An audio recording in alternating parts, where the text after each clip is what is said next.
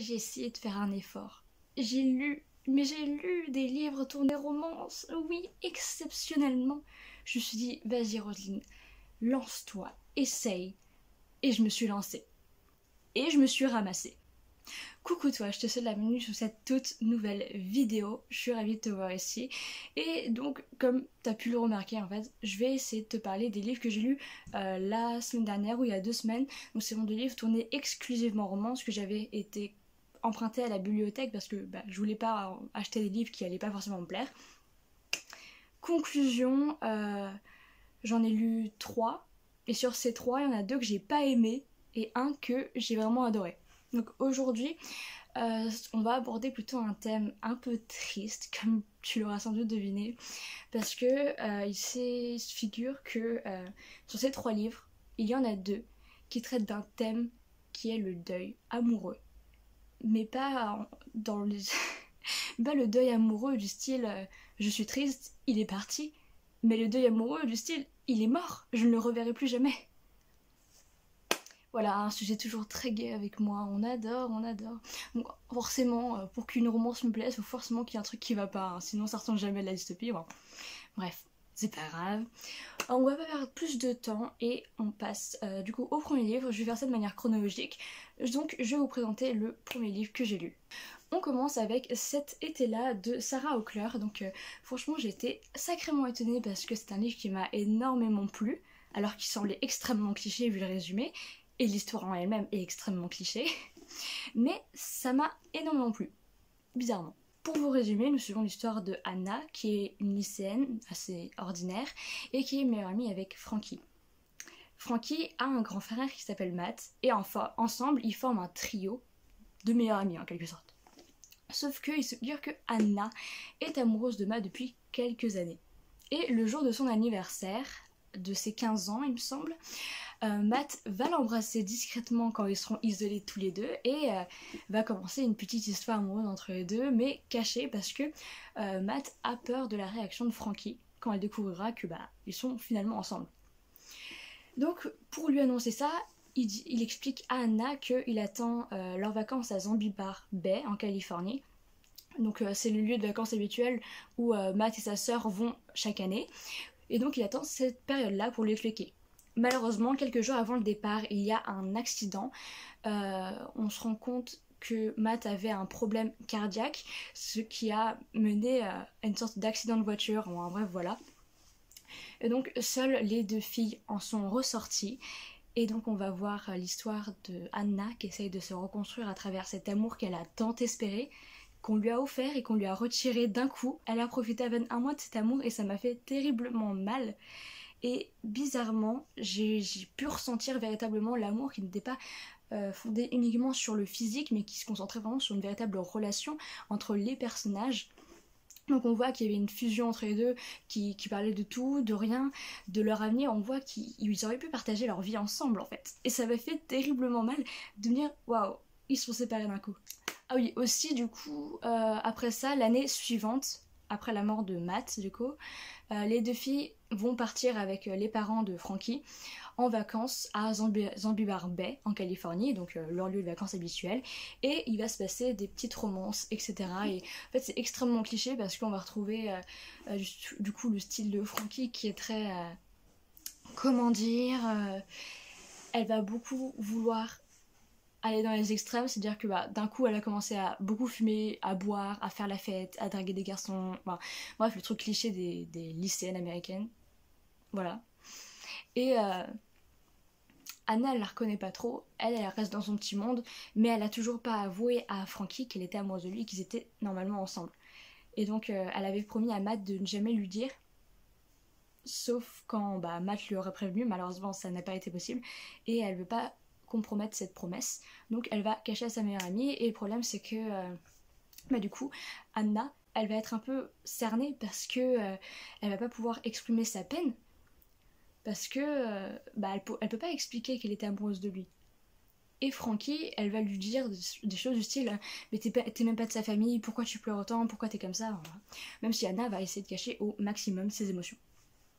Donc clairement ce que j'en ai pensé c'est que c'est un livre vraiment intéressant, vraiment super cool et très très drôle. J'ai énormément adoré le style de l'auteur qui est vraiment basé sur l'humour et la simplicité. C'est vraiment très facile de rentrer dans l'histoire. Franchement, je me suis vraiment facilement attachée au personnage, même au personnage de Frankie, ouais, de Frankie, parce que on pourrait penser au premier abord que c'est une badass en quelque sorte, mais au final, on se rend compte que bah c'est juste une fille brisée, mais on s'en rend compte déjà dès le début, et on sait dès le début que si elle réagit comme ça, c'est juste qu'elle se sent mal intérieurement. Et personnellement, j'ai vraiment eu beaucoup de peine pour elle. J'ai eu de la peine pour tous les personnages, pour d'autres aussi après, mais je peux pas vous raconter du coup. Et clairement, j'ai adoré la romance, parce que, pour vous expliquer un peu, Anna, du coup, elle a une romance avec Matt qui est brisée, et on va sur son avancée tout au long de l'histoire, de ses vacances à Zombie Barbet, où elle va essayer du coup de passer à autre chose, même un an après. C'est-à-dire, je dois abandonner Matt, mais en même temps, elle a peur, parce que elle pense que si elle passe à autre chose, c'est comme si elle le trahissait, c'est comme si elle le perdait. Donc elle peut pas se permettre de draguer d'autres garçons, d'aimer d'autres garçons, parce qu'elle se sentirait mal pour Matt, à qui elle a fait une sorte de promesse. C'est comme si elle a l'impression de le tromper. Elle le dit elle-même, elle a l'impression de le tromper. Et tout au long de l'histoire, on va voir son état d'esprit par rapport à Matt et sa relation avec un autre garçon avec qui elle s'entend extrêmement bien et dont elle se dit amoureuse d'ailleurs sur le moment. Et je rappelle que l'amour également, le fait de dire amoureux, ce n'est pas forcément l'amour éternel, l'amour l'amour exceptionnel, c'est juste t'as des sentiments, voilà, tu trouves la personne attirante, t'as un bon feeling avec elle, tu peux te sentir amoureuse comme ça. Et donc elle se sentait amoureuse de ce garçon à Zanzibar Bay, mais problème, elle veut pas aller plus loin avec lui parce que au final elle a peur d'oublier Matt, etc. Et c'est un livre que j'ai vraiment trouvé super intéressant dans l'expression des sentiments, parce que Anna s'exprime vraiment très très bien. On perçoit la douleur à travers le style de l'auteur, de ce que Anna peut ressentir face à cette perte, et même si je n'ai jamais vécu ça, du coup, encore heureux pour moi, je pouvais comprendre sa réaction, je pouvais voir, imaginer ce qu'elle pouvait vivre. Et surtout la fin, ça m'a fait vraiment beaucoup de peine, parce qu'au final, il n'y a pas de... La conclusion, c'est juste que la vie est ainsi, tu n'as pas le choix, tu dois juste faire avec, et au final, tu finiras un jour par avancer. Malheureusement, c'est un événement qui est arrivé, on a espoir tout au long du livre que, bizarrement, on m'a trouvé d'une quelconque manière, mais ça n'arrivera pas. Et c'est juste une fatalité, t'es obligé de vivre avec, et elle se rend compte que, du coup, elle peut faire sa vie, mais ça n'oubliera pas Matt. Matt sera en quelque sorte ancré en elle toute une vie. Donc voilà, c'est un très bon livre que j'avais lu, très facilement d'ailleurs, parce que il n'est pas très gros, il fait à peine... il fait 326 pages, mais c'est écrit en assez gros, voilà, vous pouvez voir. Et franchement, c'était une histoire très très facile à lire. Franchement, on s'emporte facilement dedans, c'est très agréable. Et en bref, voilà. On a fini pour ce premier livre, cet été-là, de Sarah Auckler. Je lui ai donné 4,5 sur 5 ou 5 sur 5, j'arrive pas trop à me décider. Et on passe au deuxième livre. Le deuxième livre que j'ai lu, c'est Nos cœurs en désaccord de Crystal Sutherland. Pour vous résumer un peu, nous avons l'histoire de Henry, qui est un jeune lycéen en terminale. Il va faire la rencontre de Grace, qui est une nouvelle et qui a quitté son lycée précédent pour une raison que personne ne sait vraiment. Et lui, il est assez intrigué par elle parce que à la rentrée, il se rend compte que elle a un style vestimentaire assez bizarre, elle a une odeur assez particulière qui émane d'elle. En bref, voilà. Et ils sont reliés, on peut dire, dès le début, par le fait qu'ils écrivent très très bien, et que le directeur du lycée veut qu'ils soient tous les deux rédacteurs en chef, ou que l'un d'entre eux se décide pour être rédacteur en chef. Sauf qu'elle, elle refuse parce qu'elle dit qu'elle ne veut plus écrire. Et donc lui, il ne va pas supporter ça. Il va la poursuivre dehors en disant mais qu'est-ce que tu fais? T'es folle. Moi, ça fait 3 ans que je... Bref, voilà, pour avoir le poste. Et du coup, va s'installer une routine entre les deux personnages où ils vont se raccompagner l'un chez l'autre. Et puis, ils vont commencer à se parler. Et au final, elle va accepter de rentrer dans le journal du lycée. Et va se créer une sorte de relation un peu particulière. Bon, avec le thème de la vidéo, vous vous en doutez, il se passe que Grace a changé de lycée parce qu'elle a eu un accident de voiture plusieurs mois auparavant et que dans cette accident de voiture, elle était avec son petit copain qui est décédé. Et elle change de lycée pour changer drastiquement de vie. Autrefois, elle était une fêtarde, vraiment très extravertie, etc. Et là, elle se renferme beaucoup et elle change complètement physiquement avec son style vestimentaire, son comportement, etc. Donc clairement, qu'est-ce que j'en ai pensé de ce livre? J'ai été un peu dégoûtée par le personnage d'Henri. J'ai lu des critiques sur Goodreads parce que ce que j'aime bien faire, c'est écrire ma critique d'abord, puis lire les commentaires parce que je veux pas être influencée. Et je me suis rendu compte qu'il y a beaucoup de gens qui aimaient Henri et moi j'ai pas du tout supporté le personnage, mais alors vraiment pas. Parce que c'est un personnage qui n'a jamais eu de relation amoureuse, il fait tout pour être directeur du journal du lycée, en bref il essaye d'être le mec parfait alors que bah... Alors, t'as le droit de l'être et tout, mais bon, t'as compris. Il essaye d'être le mec un peu parfait, il travaille tout le temps, il a toujours des bonnes notes, voilà. Sauf que dans sa relation avec Grace, je l'ai trouvé mais détestable, véritablement détestable, pour la seule raison que il la respecte pas. Pas dans le sens qu'il va la gerter d'un coup ou quoi que ce soit, il va être un salaud, non, au contraire. Enfin, il est très gentil avec elle, mais il va un peu la brusquer, sentimentalement parlant, pour essayer d'oublier son ancien petit copain décédé il y a à peine 3 mois. Voilà, donc j'ai vraiment pas aimé le personnage parce que on remarque dès le début, déjà c'est un stalker, il va la suivre 2 fois.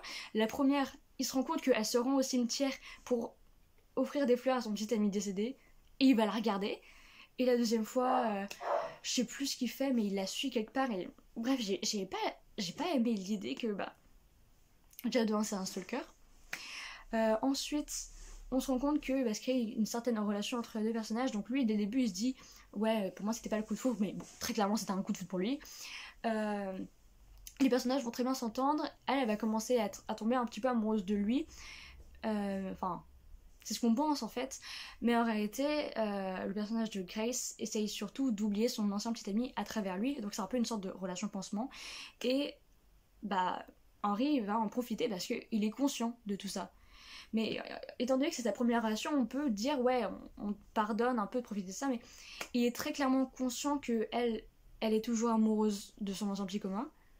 Il a profité qu'elle soit alcoolisée pour avoir une relation sexuelle avec elle. Enfin bref, voilà, mais enfin genre... Après le problème c'est que le personnage de Grace n'est pas tout blanc quoi. Elle est pas innocente, loin de là. Parce que... certes, elle veut oublier son petit ami, mais la manière qu'elle utilise, en quelque sorte, c'est moyen pour Henri, parce que du coup, elle utilise Henri pour passer à autre chose. Donc par là, elle va avoir des relations sexuelles avec lui, elle va le faire espérer, elle va l'embrasser. Bref, voilà. Mais Henri aussi, il est pas tout blanc, du coup. Parce qu'il va profiter de la situation pour avoir des relations sexuelles avec elle, pour l'embrasser, etc. Et à un moment, bah... alors qu'il se rend bien compte qu'elle est clairement encore amoureuse de son ancien petit ami, il lui fait bon, alors je vais pas te forcer, à sortir avec moi si tu veux rester avec lui, mais dans sa tête, après, il nous dit clairement, si très clairement j'ai envie qu'elle choisisse parce que je veux pas bon, vous avez compris. C'est totalement compréhensible, tu veux pas être la dernière roue du carrosse, normal, mais faut que tes comportements aillent avec. Tu peux pas dire ça et en même temps profiter de la situation. Donc voilà. Après, par rapport à Grace et sa relation avec son petit copain, on entend très peu parler de ça. On en voit une partie à partir du milieu, même s'il y a pas mal d'indices au début qui laissent à suggérer que bah, son petit ami est décédé. Comme le cimetière ou le fait qu'elle porte des vêtements de mec, que sa voiture, enfin bref. Il y a plein d'éléments qui font que bah, on apprend ça. Mais on comprend pas très bien la relation non plus qu'elle a avec son ancien petit ami. Hormis le fait que quand ils étaient jeunes, ils ont un lien très très fort parce que bah, elle avait des problèmes familiaux et elle a été accueillie chez lui quand ils devaient avoir 10 ans. Donc forcément leur lien est très fort. Je vais donner 2,5 sur 5 parce que j'ai vraiment pas accroché déjà avec le personnage d'Henri. J'ai beaucoup apprécié Grace, même si sur Goodreads je vois plein de gens qui disaient que Grace était vraiment pas facile à cerner et qu'elle était un peu insupportable. Mais sinon l'histoire en elle-même, elle était vraiment très longue, j'ai eu beaucoup de mal à rentrer dans l'histoire.